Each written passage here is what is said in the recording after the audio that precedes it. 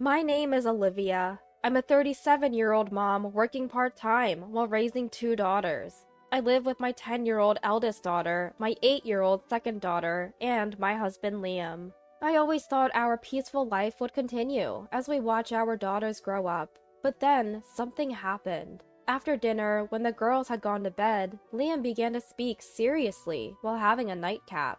Wait, Sophia is getting a divorce? Yeah, it seems like she found out her husband has death. That's tough. Sophia is Liam's sister. She got married about 6 years ago and has a 4-year-old kid. So she's going to be a single mom? Yeah, she's moving near us next month. Can you help her out? I immediately nodded my agreement. Divorce is hard enough, let alone raising a child alone. I know firsthand how challenging it is to raise kids. That's why I wanted to help. Let's support Sophia as a family. Liam was pleased that I agreed so readily. Little did I know what was coming. The next month, Sophia and her son Ethan moved into an apartment about a 5-minute walk from our house. On the day of the move, Liam and I invited Sophia and Ethan for a little housewarming. Our eldest daughter Emma and our second daughter Ava seemed to enjoy Ethan's company. It's been tough for you, Sophia. She gulped down her beer and said, Marriage is a nightmare. I regret it so much. If I hadn't gotten pregnant with Ethan, I'd never have married that irresponsible man. I held my tongue, considering she must be exhausted from the divorce. Come to think of it, Sophia was the type to say whatever was on her mind. I remember her candid nature. She told Liam, You're marrying someone this plain? During a family meeting. Well, at that time, my mother-in-law, Isabella, who was right next to me, scolded her harshly. Well, if you need anything, just tell us, Liam said, beaming at her. I'm lucky I moved near you. I was thinking of going back to Mom's, but she can be too much sometimes. Sophia and Liam's mother, Isabella, has a strained relationship, mostly because Isabella scolds her. If you need anything, call Olivia. Right, Olivia? Yes, just tell me, I replied, but I felt uneasy. I was going to become her personal assistant. I had a feeling like that. That premonition turned out to be true. The day after Sophia moved in, the doorbell rang while I was preparing dinner. Emma, can you get that? My eldest daughter, who was watching TV, opened the door. Mom, it's Sophia and Ethan. What? Could it be something urgent? As I walked to the door, Sophia blurted out, I'm broke right now. We came to have dinner. I can't prepare anything right away. I'm sorry. But you said I could come anytime if I had trouble. She gave me a sulky look. How could she show up like this? Certainly, it was me who said, help yourself anytime. That day, I had food delivered just for Sophia and Ethan and looked after them at our house. The suggestion came from Liam, who had just returned from work. Sophia's been through a lot. Treat her to some good food. He's so indulgent with Sophia, honestly. After dinner, Sophia and Ethan took baths at our place and then went home. Sophia, could you give us a heads up next time? We need to prepare too. I said this as they were leaving, but it was Liam who took issue with me. Hey, Olivia, Sophia is having a tough time raising a child on her own. Don't say that to her. He glared at me, then turned to Sophia. Don't worry about anything, Sophia. You can lean on us as much as you need to. Thanks, Liam. And Olivia, I'll be counting on you more from now on. True to her word, Sophia came over nearly every day to eat dinner and take baths. You could at least take baths at home, I think to myself. But she persists, saying, it saves on utilities. Perhaps her frugal living has increased because Liam's debt was the reason for their divorce? Either way, isn't this a bit too much? I've protested to Liam multiple times. Isn't she coming over too often? Sophia is struggling, raising a kid alone. But Emma and Ava are also getting inconvenienced because of her constant visits. When she comes over, Sophia leaves Ethan with Emma and Ava and spends all her time watching TV in the living room. Emma and Ava also want to watch TV, but they're too busy caring for Ethan. I've told her multiple times to take care of Ethan herself, but she brushes it off, saying, I need a break too. The real problem is Liam. He coddles Sophia so much that she feels no need to do anything, all while having no consideration for me, his wife. Although Liam is spoiled for his own sister, he has no intention of pampering me, his wife. Can we limit Sophia and Ethan's visits to only our days off?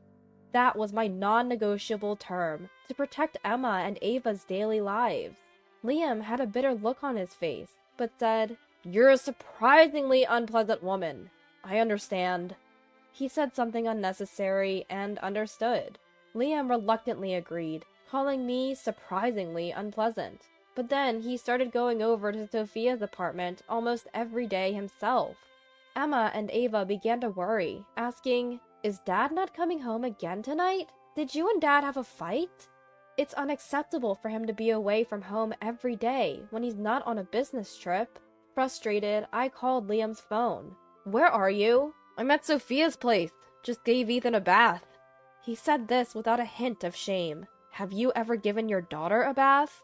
I'd reached my limit and decided to have a serious talk with Liam over the weekend. I told him how his absence was causing Emma and Ava anxiety. I didn't want to create tension between us, so I asked him to at least reduce the frequency of his visits. His reply? "Fine. You make meals for Sophia and Ethan then. Enough for 3 meals. Wait, what? Sophia is too busy to prepare food. You should help her. Hold on, she's not working, so why can't she? Sophia is still recovering from the trauma of her divorce. Plus, she feels coldness coming from you. You really should be more sympathetic." My mistrust of Liam, who was oddly supportive of Sophia, intensified. Making 3 meals a day is impossible. I'm already up at 5 a.m. taking care of the house. If I have to make 3 meals for 2 people, I'd have to wake up 2 hours earlier. Why don't you just wake up at 3 a.m. then? Excuse me? I have a part-time job, you know. Don't act so high and mighty over a part-time job. You're probably just gossiping with other housewives. Don't joke around. It's not happening. Absolutely not. You want a divorce or something? The word divorce suddenly came from Liam, and I was shocked. Divorce? What do you mean? If you can't listen to me, then we should divorce. You said you'd help Sophia initially. What's with this attitude? You're betraying me. That's my line. Who's fed up with Liam and Sophia taking advantage of my good intentions? I'm the one who's disgusted. Was he always this unreasonable?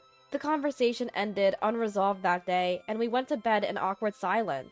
The next day, Liam declared to Emma and Ava, "You guys will be the ones supporting Sophia and Ethan from now on. Mom says she won't help because she's mean, but you guys are different, right? Helping people in need is just common sense."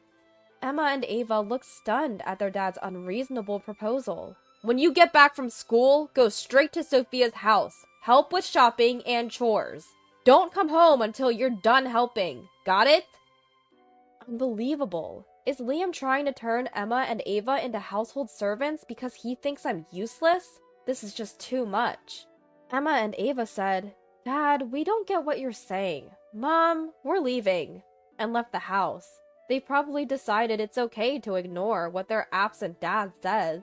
Liam said, "You should tell Emma and Ava too. Since you won't help Sophia, it can't be helped." I've reached my limit. Both Liam and Sophia need a lesson. That day, I changed my part-time shift and visited my in-laws' house. "Oh, Olivia, what brings you here so suddenly?" "Isabella, sorry to bother you on your day off. The thing is..." I was relieved to find Isabella, who happened to be off work. I took a deep breath to calm myself and explained the situation. Tears started to flow from my eyes. "Oh my, what happened? Did something painful happen?" Yes, something painful and sad did happen. I confided everything to Isabella. Sophia might be afraid of her mom, Isabella, but I've always loved her. Isabella, who lost her husband early and raised 2 kids alone, is strong, resilient, and kind. I came to this house today believing she would help me. Isabella listened to my story in silence, her face turning red. "So that's what happened. My foolish children have done something terrible." "I didn't mean to blame you, Isabella. Leave it to me. I'll take care of them." I couldn't help but chuckle at Isabella's words, who loves historical dramas. "You finally smiled. Isabella said, looking at me kindly. You looked so distressed when you came, I was worried. But now that you've smiled, I feel a bit relieved. Isabella. Let's go teach those kids a lesson. Get pumped! Encouraged by Isabella, I stood up. Sophia, we're coming in! Isabella and I visited Sophia's apartment. Mom? What? What's up?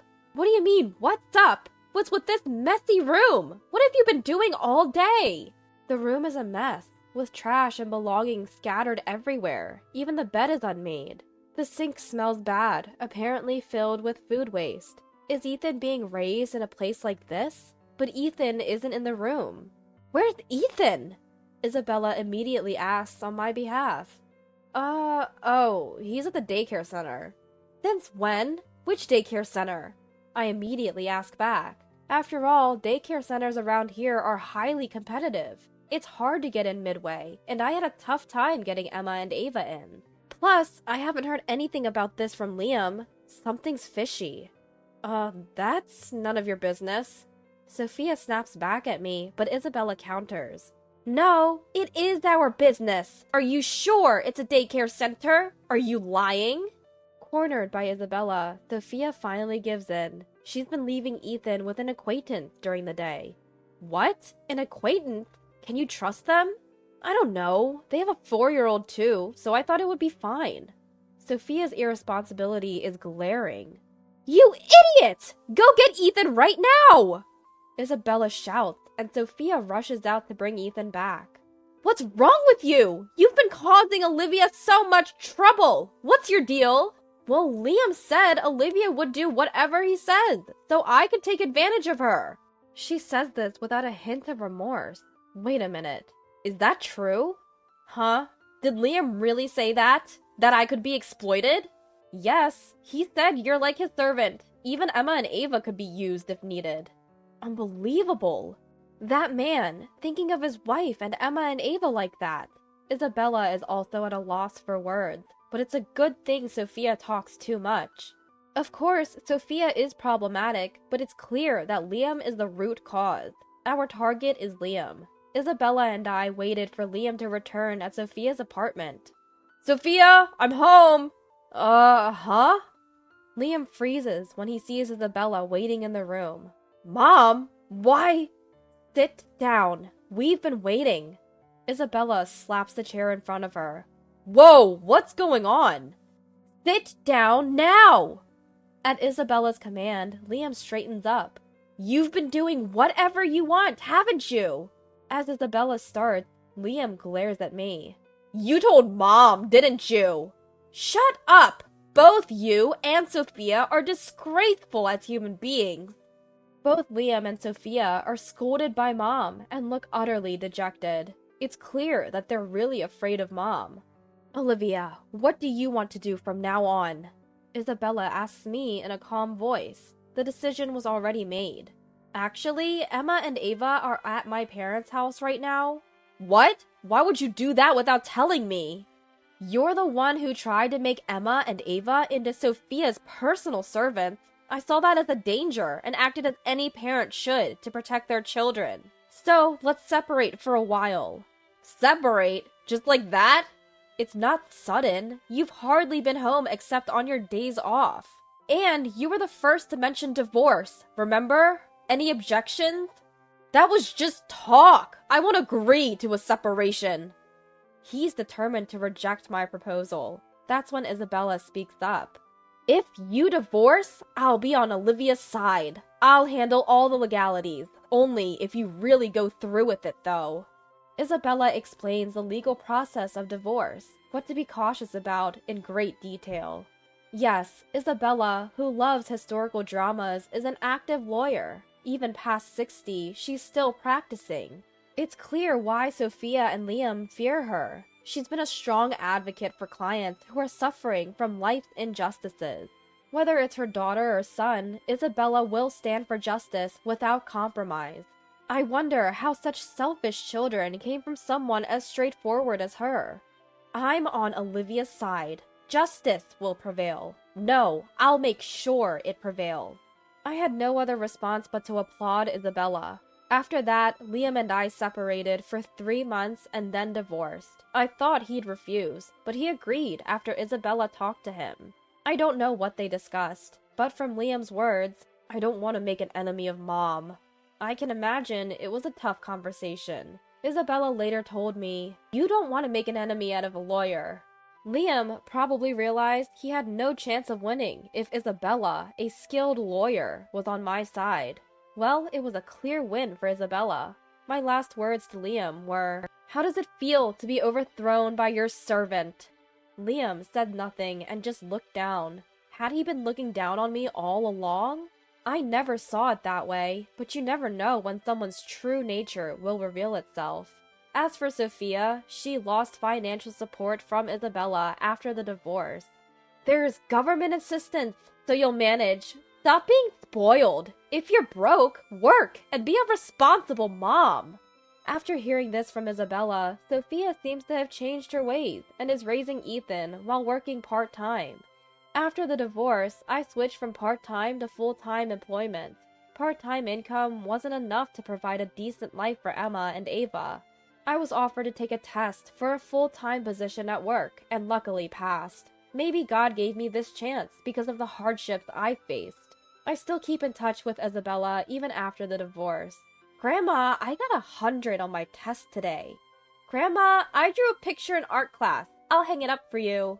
Emma and Ava love Isabella. Though we're not related by blood, I hope this relationship continues. Olivia, please continue to be friends. Isabella, welcome. After all, Isabella and I have become very close. I'll strive to be a strong and resilient mom like her. Inspired by Isabella's lively interactions with Emma and Ava, I vowed to give my all in the life ahead of me.